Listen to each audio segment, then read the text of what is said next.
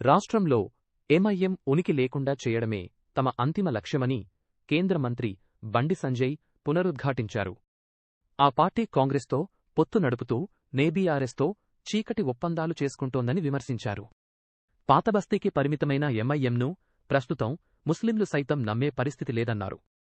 దేశ ప్రయోజనాల దృష్ట్యా ఆ పార్టీని తెలంగాణ నుంచి తరిమికొడతామని ఆయన హెచ్చరించారు.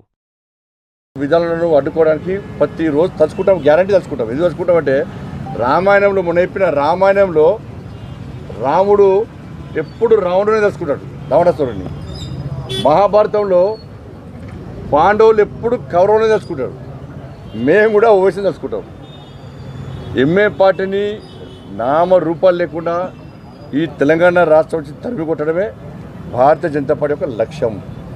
కాబట్టి ఎంఏ పార్టీ ప్లాన్ ప్రకారము అన్నను కాంగ్రెస్ పార్టీ సపోర్ట్ చేస్తాడు, తమ్ముడేమో ఇంకో పార్టీ సపోర్ట్ చేస్తాడు. వీళ్ళిద్దరూ లోపాయకార ఒప్పందం. అన్ననేమో అధికార పార్టీ సపోర్ట్ చేసుకొని ఆయన వ్యాపారాలు పైసలు సంపాదించుకుంటాడు. ఈయన ప్రతిపక్షాలకు సపోర్ట్ చేసుకుంటా ఈయన అదో రకంగా బ్లాక్మెయిల్ చేసి పైసలు సంపాదించుకుంటారు. కాబట్టి ఎంఏ పార్టీని ముస్లిం సమాజం పట్టించుకునే పరిస్థితి లేదు. త్రిబుల్ తలాక్ విషయంలో ముస్లిం మహిళలు ఆలోచిస్తున్నారు. దాన్ని ఎంఏ పార్టీ గుర్తుంచుకోవాలి.